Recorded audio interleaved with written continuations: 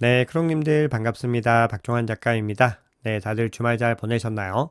비트코인이 조정 장세를 이어가고 있습니다. 이제 2025년이 이틀 앞으로 다가왔는데요. 2025년 비트코인이 어떤 흐름을 가지고 갈지 지금 현재 시점에서 가격을 반등시킬 수 있는 중요한 이벤트는 어떤 것들이 있는지 한번 포인트들 짚어보겠습니다. 네, 오늘 영상이 도움이 되셨다면 구독, 좋아요, 댓글, 알림 설정 정중히 부탁드리겠습니다. 네, 먼저 지난주 비트코인 현물 ETF 흐름부터 한번 짚고 가겠습니다. 네, 지난주에 비트코인 현물 ETF에서 4거래일 연속으로 순유출이 일어났다가 순유입으로 전환이 됐었는데 다시 마지막 거래일에서 순유출을 기록을 했습니다. 대략 2.88억 달러, 한화로는 4,250억 원 상당히 순유출이 일어났습니다. 자, 그런데 순유출에서 또 중요한 포인트로 봐야 되는 것이 지금 계속해서 피델리티에서 많은 순유출이 나오고 있다라는 부분들입니다. 지금 피델리티에서 나오는 물량들은 바로 가격에 영향을 미치기 때문에 지금 계속해서 비트코인이 조정 장세를 이어가는 중요한 요인이 되고 있습니다. 자, 반면에 이더리움 현물 ETF 같은 경우는 비트코인보다는 분위기가 좋습니다. 지금 2거래일 연속으로 순유출 이후에 다시 4거래일 연속으로 순유입의 흐름을 이어가고 있습니다. 그 물량 규모는 아직까지 크지 않지만 그래도 계속해서 순유입세가 이어지고 있다라는 부분들이 중요합니다.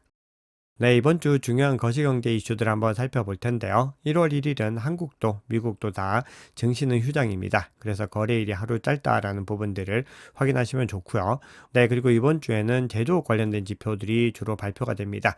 그래서 상대적으로 물가라든지 고용과 관련된 지표가 발표되는 주에 비해서는 그래도 좀 어떤 지표의 중요도는 약간은 낮다라고 볼 수 있습니다. 네, 그래서 다음 주를 주목하셔야 되는데요. 다음 주는 연준에서 가장 중요하게 보는 주요 고용 지표들이 발표가 됩니다. 수요일에는 미국 노동부의 졸트 보고서와 ADP 비농업 부문 고용 변화, 즉 민간 고용의 변화들을 확인할 수 있고요. 그리고 가장 중요한 것은 금요일에 실업률과 비농업 고용 지수가 발표가 되는데 이 결과에 따라서 비트코인 가격에 영향을 줄 가능성이 높습니다. 네, 그리고 1월 20일에는 트럼프의 취임식이 있기 때문에 요때를 기점으로 해서 많은 변동성이 일어날 수 있다라는 의견들이 있기 때문에 요 기점들을 잘 확인하셔야 됩니다. 그래서 1월은 그 어느 때보다 더 시장을 예의주시하셔야 된다. 그렇게 강조를 드릴 수가 있겠습니다. 네, 지금 시장에서 가장 눈에 띄는 움직임은 마이클 세일러가 계속해서 비트코인을 매수하고 있다는 겁니다. 마이크로 스트래티지의 매집이 이어지면서 비트코인 가격은 오히려 단기적으로는 좀 지지부진한 움직임을 이어가고 있습니다. 네, 그래서 전체적으로 1년 동안의 흐름 한번 보시면요. 이렇게 녹색으로 표시된 부분이 마이크로 스트래티지가 비트코인을 매집한 포인트인데 연초 대비로 연말에는 월등하게 많은 물량들과 잦은 빈도로 비트코인을 매집하고 있는 것들을 확인할 수 있고 특히나 전환사채 발행을 통해서 더욱더 적극적으로 비트코인을 매집하고 있는 것을 확인할 수 있습니다. 자, 거기다가 마이클 세일러가 추매를 하기 전에 늘 세일러 트래커라고 하는 지표를 보여주는데 이 차트를 통해서 다시 한 번 더 추가적으로 매집하겠다라는 것을 암시했기 때문에 앞으로도 마이크로 스트래티지의 비트코인 매집은 꾸준히 이어질 것으로 보입니다. 자, 그런데 시장에서는 계속해서 이 마이크로 스트래티지가 전환사채를 발행해서 매집한다는 것에 대해서 우려의 목소리를 내는 의견들도 있습니다. 자, 그런데 현재 일론 머스크와 함께 정부 효율성 부서이죠. 도지를 이끌고 있는 비백 라마스와미라고 하는 인물이 있는데 이 비백이 설립한 미국 자산운용사인 스트라이브가 비트코인 채권 및 전환사채에 투자하는 ETF를 신청을 했습니다. 그러니까 이 마이크로 스트래티지의 전환사채를 받아줄 수 있는, 즉 익스포저를 늘려줄 수 있는 구조가 시장에서 또 만들어지고 있다는 겁니다. 그렇게 됐을 때는 이런 어떤 전환사채 발행을 통한 흐름들이 굉장히 좀 더 안정성을 도모할 수가 있는 거죠. 그래서 전체적인 흐름들이 뭔가 이런 폭발적인 매집의 배후에는 무언가 있다. 이런 어떤 합리적인 의심을 해볼 수가 있겠습니다. 네, 어제 운영 중인 오피셜 투자 클럽에서 전해드렸던 내용 중에서 중요한 포인트들 한번 짚어보겠습니다. 네, 요 포스팅을 해드리고 나서 비트코인 가격이 하루 사이에 조금 더 조정을 받고 있는 모습들인데요.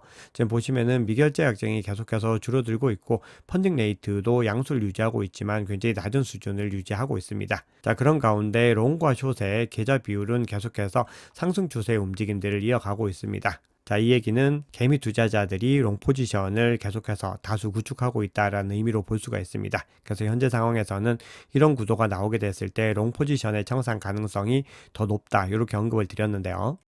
저희 보시면은 또 단기적으로 롱 포지션을 청산하고 있는 것을 확인할 수가 있습니다. 네, 그래서 보시면은 지금 롱 포지션이 92.4K에서 5K 사이에도 형성이 되어 있는데 뒤에서 계속 강조드리겠지만 요 구간이 좀 상당히 중요한 구간이다라는 것을 다른 지표들을 통해서도 중복적으로 확인할 수 있습니다. 그래서 요 구간 상단을 지켜내는 것이 굉장히 중요한 미션이고요.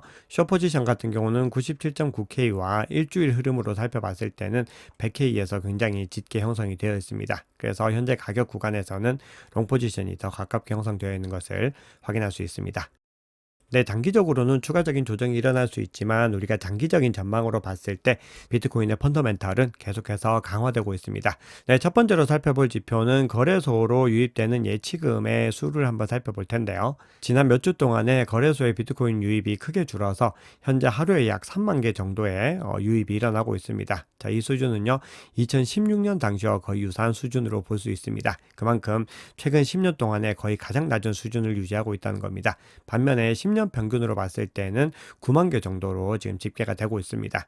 네, 이렇게 거래소의 예치금이 줄어든다는 것은 비트코인을 개인 지갑에 보관하는 대규모 경향이 나타나고 있다는 것이고, 특히 이렇게 예치금 수치가 저조한 시점은 비트코인의 주요 랠리가 시작되기 직전의 시점들이 많았습니다. 네, 이번에는 순유입 유출량과 이 보유량의 관계를 한번 살펴볼 텐데요.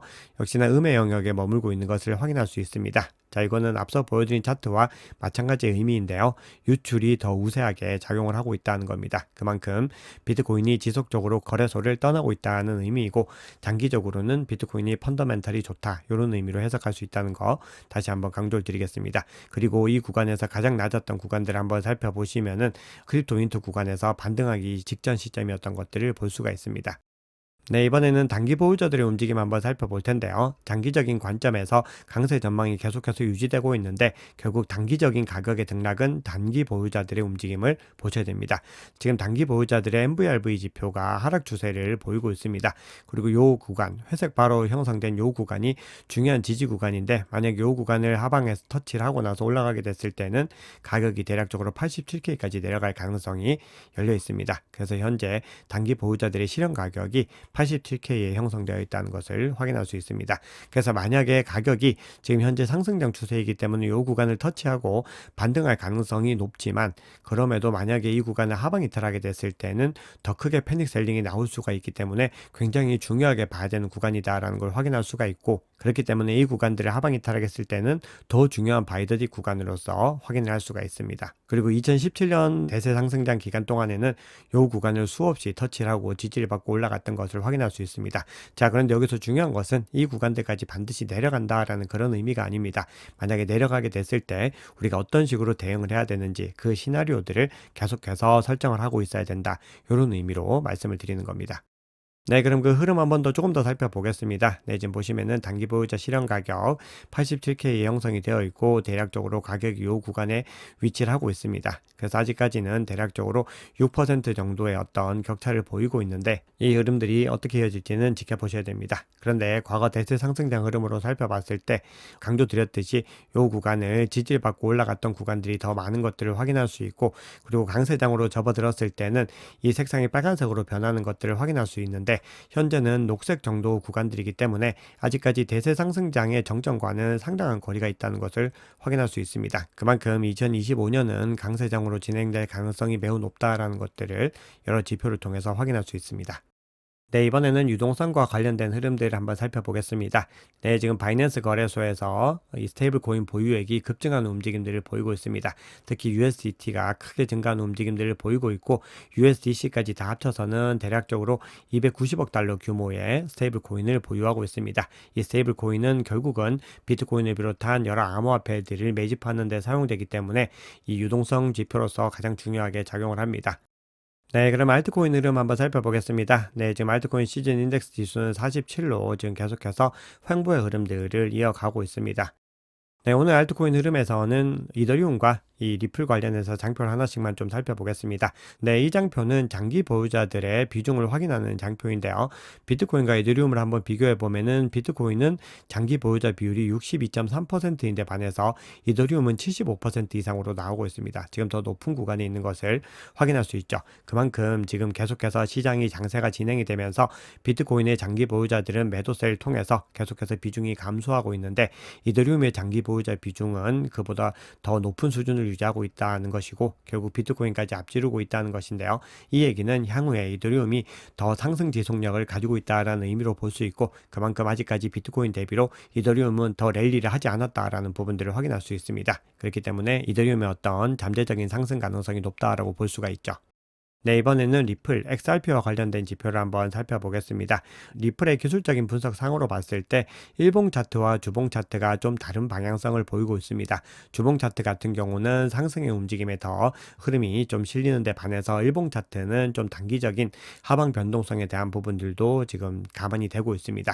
그만큼 이 XRP가 중장기적으로는 상승의 가능성이 높고 단기적으로는 어떤 변동성들이 더 하방을 향할 수 있다는 의미인데요. 그런 가운데서 지금 XRP 레저의 속도가 굉장히 상승하고 있다라고 하는 시그널들이 나오고 있는데 중요한 추세선에 맞닿고 있는 것을 확인할 수 있습니다. 이렇게 속도가 증가한다는 것은 네트워크 사용이 더 빈번해진다는 의미이고 추세선을 깨트리고 올라갔을 때 이 XRP 레저의 어떤 펀더멘털은 더 강해진다라고 볼 수가 있습니다. 그렇게 됐을 때는 이 네트워크의 어떤 펀더멘털의 개선으로 XRP의 가격 상승을 또 이끌 수도 있기 때문에 굉장히 중요한 포인트로 봐야 될 것 같습니다. 네, 그러면 시장의 중요한 이슈들 몇 가지 살펴보고 가격 분석 한번 해보겠습니다. 네, 앞서 언급드렸듯이 1월 20일에 트럼프의 취임식을 주목해야 된다라고 말씀을 드렸습니다. 이 전후로 해서 가격이 크게 흔들릴 가능성이 높습니다. 그래서 이 흐름들이 취임 후에 뭔가 좋은 흐름을 가져가기 위해서는 첫날에 발표되는 행정명령에 어느 정도로 암호화폐 우호적인 정책들이 포함되는지 이런 부분들이 중요합니다. 그래서 로이터가 취임식에서 25개의 행정명령이 발표될 것이고 여기는 암호화폐 정책이 포함될 것인데 이렇게 정책에 대한 기대감으로 내년 암호화폐 분야에는 긍정적인 전망이 예상된다 이렇게 이야기를 합니다. 자, 그런데 갤럭시 디지털의 리서치 부서에서 미국 정부가 2025년에 비트코인을 매수하지 않을 것이다 라는 예측을 내놨습니다. 그러면서 대신에 미국 정부가 이미 보유하고 있는 약 18만 개 이상의 비트코인을 사용해서 비축금을 마련할 것이고 앞으로도 비트코인 비축 정책에 대한 논의는 계속될 것이라고 덧붙였습니다. 자, 그러니까 신시아 루민스가 제안한 비트코인 법안이 당장에 2025년에 통과되지 않을 수 있지만 논의들이 계속해서 이어질 것이다 이렇게 주장을 하는 겁니다. 네, 그런데 앞서 갤럭시 디지털의 전망을 언급드렸는데 이 갤럭시 디지털의 보고서에 따르면은 은행의 디지털 자산 관련 활동을 감독하는 규제기관인 미국 통화감독청 OCC가 상위 4개 수탁은행들이 디지털 자산 서비스들이 제공할 수 있는 길을 열어줄 것이다. 이런 전망을 내놨습니다. 그래서 2025년에는 암호화폐 커스터디를 제공할 것이다 라는 전망을 냈는데 여기에 BNY 멜론과 스테이스트리트 그리고 JP 모건 체이스, 시티 같은 미국을 대표하는 대형은행들이 포함이 됩니다. 그래서 만약 이것이 현실화됐을 때는 이 암호화폐에 또 굉장히 큰 호재로서 작용을 할 수가 있습니다. 그만큼 지금 2025년을 기점으로 해서 시장에서 가장 기대하고 있는 미국의 기관들이 더 본격적으로 유입이 되는 것이기 때문에 기관들의 포모가 더 많이 늘어나게 되고 비트코인 채택은 더 급속하게 늘어날 가능성이 있다는 겁니다. 네, 거기다가 싱가포르 통화청인 마스가 비트코 스테이블 코인이 안정적인 규제를 통해서 널리 사용되는 결제 수단이 될 잠재력을 가지고 있다라고 해서 이 가능성을 인정을 하면서 지금 전체적으로 기관들이 비트코인에 대해서 우호적인 스탠스를 더 많이 늘려나가고 있는 것들을 확인할 수 있습니다. 네, 이번에는 가격 전망 한번 살펴볼 텐데요. 이 가격 전망은 그냥 참고로 봐주시면 좋을 것 같고 결국은 이야기하고자 하는 전체적인 흐름은 2025년 비트코인은 굉장히 강세장을 띌 것이다 라는 부분들에 대해서 모두가 동일하고 있다는 겁니다. 최근 들어서 굉장히 좀 여러 가지 이야기들을 많이 하고 언론에 많이 회자되다 보니까 약간은 이 발언의 신뢰성을 조금 잃고 있는 두 사람인데요. 로버트 기요사키와 아서 헤이즈가 어떤 의견을 냈는지 한번 살펴보겠습니다. 먼저 로버트 기요사키 한번 살펴볼 텐데요. 내년에 비트코인 가격이 35만 달러까지 상승할 수 있다 이렇게 주장을 합니다. 그러면서 세계 최대 자산 운용사이자 비트코인 현물 ETF 발행사인 블랙락의 덤핑으로 고래들이 10만 달러 아래 가격에서 비트코인을 매집할 수 있는 기회를 맞이하고 있다 이렇게 주장을 합니다. 그러면서 비트코인은 계속 오를 것이기 때문에 자기는 계속해서 매집할 것이다 이렇게 얘기를 하고 있습니다. 자, 그리고 아서헤이즈의 의견을 한번 보시면은 각국 정부의 통화 공급 확대로 인해서 비트코인이 1년 내에 100만 달러까지 상승할 수 있다 이렇게 주장을 합니다. 굉장히 또 파격적인 가격 전망이죠. 그러면서 글로벌 경제 성장 둔화에 전 세계 모든 나라의 정부가 완화적 정책을 펼치고 있기 때문에 결국은 유동성이 굉장히 많이 늘어난다라는 부분들을 언급을 합니다. 그러면서 이런 흐름들이 결국 이 유동성이 비트코인 가격을 크게 끌어올릴 수 있는 부분들인데 더 중요한 부분들은 이번 암호화폐 강세장이 아마도 2025 2026년, 2027년까지도 지속될 수 있다. 이렇게 이야기를 하고 있습니다. 자, 그런데 기관들에 의한 장세들이 굉장히 많이 진행이 됐을 경우에는 실질적으로 과거와는 사이클의 흐름들이 미묘하게 달라질 가능성들은 염두에 둬야 됩니다. 물론 일정 부분 사이클을 따를 것이다 라고 보고 있지만 그럼에도 어느 정도 수준에서 크림토 윈터를 맞이하고 가격 방어를 하게 될지 이런 부분들은 여전히 미지의 영역이고 과거 대비로는 좋은 흐름을 가져갈 수 있다라는 이야기들이 나오고 있는 겁니다. 네, 그러면 CVD와 차트를 통해서 추가적인 분석 한번 해보겠습니다. 네, 먼저 CVD 차트 한번 살펴보시면은 파이어 차트 상에서 원래 110K에서 가장 두터운 매도벽이 형성이 되어 있는데 이제 100K에서 가장 두터운 매도벽이 지금 신규로 형성이 되고 있습니다. 그리고 92.5K에서는 앞서 말씀드렸던 청산과 관련된 가격 구간이기도 하죠. 이 92.5K에서는 매수벽이 진하게 형성이 되어 있습니다. 그만큼 10만 달러 상단으로 가격을 올리지 않겠다는 매도세와 92.5K 아래로는 가격을 내리지 않겠다는 매수세가 치열하게 부딪히는 것을 볼 수 있습니다. 자, 그런데 그런 가운데서 고래들의 움직임 한번 살펴보면은 그동안에 계속해서 관망의 움직임을 이어갔던 이 갈색 고래가 물량을 많이 던져내는 것들을 확인할 수 있습니다. 그래서 가격이 조정을 받고 있는데요. 전체적으로 다른 고래들도 모두 다 매도의 움직임을 보이고 있기 때문에 전체적인 주문량 자체가 지금 매도세에 더 많은 힘이 실리는 것들을 확인할 수가 있습니다.